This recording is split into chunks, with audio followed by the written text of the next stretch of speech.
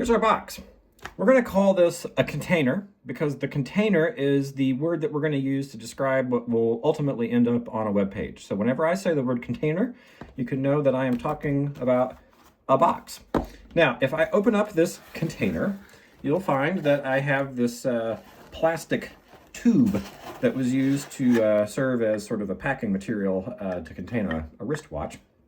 But inside this container, there's also this styrofoam packing stuff.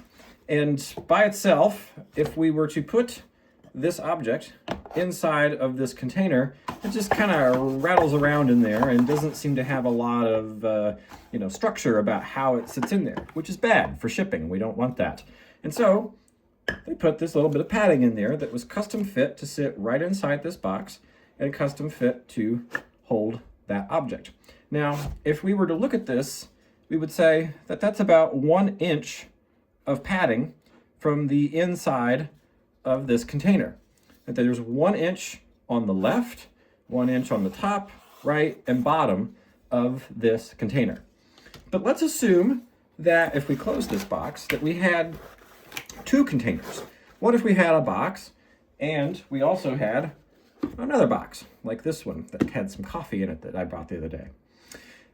Both of these containers are of similar-ish height, but their lengths are much different. And so this would be like if you had, imagine the full screen in front of you, that maybe this takes up about 60%, and this takes up 40% of the screen. By default, when you put these things together, they're just going to sort of sit side by side with no space. We have padding on the inside of this container that's holding our tube in place.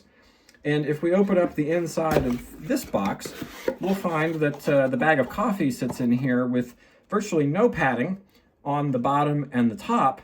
And the space between the left and the right doesn't really matter so much because it's a bag of coffee.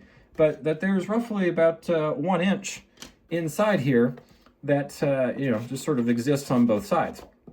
Now, if this were a web page container, we would say that this object, let's call this bag of coffee, let's pretend like it's a picture, that we would say that this has 0 pixels of padding on the top and the bottom, which is to say that it touches the edges of its container, and that it's centered inside this container and has about a quarter to a half inch on the left and right sides. These containers sitting here on my desk can exist side by side like this, and that there can be padding on the insides of the containers. But what if we wanted to have some space between these boxes? What if we wanted to ensure that they sort of stacked or behaved in a specific way, so that way if they were sort of side by side, that they didn't exist side by side, that there was maybe, 1 inch in between them? We would call this margin. Padding goes on the insides of containers, and margin always applies to the outsides of the containers.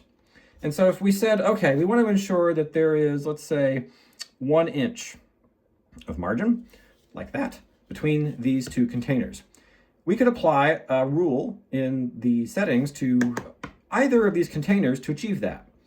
By default, they're going to come in like this. And we could say, okay, I want 1 inch of margin on the right of this container. And if we apply that, it will move the box or the container to its right, 1 inch to the right.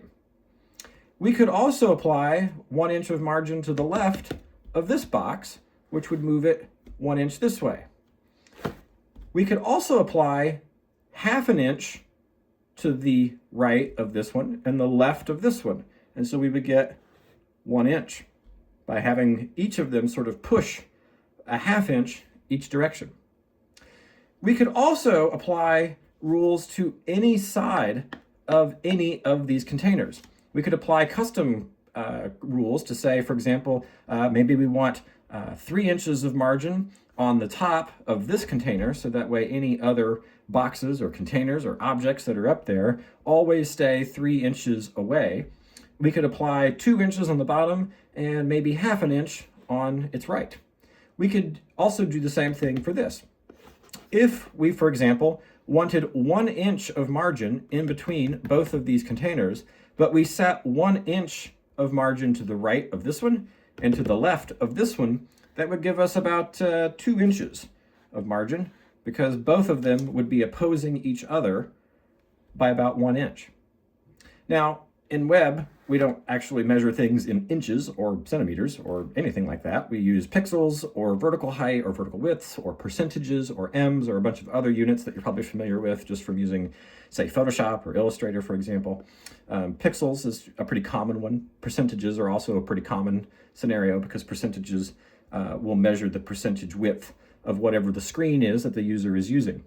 In this circumstance, these containers, can have margin around them. So we could say that they've got, 1 inch of margin in between, and they can also have the padding that exists on the inside of these boxes or these containers.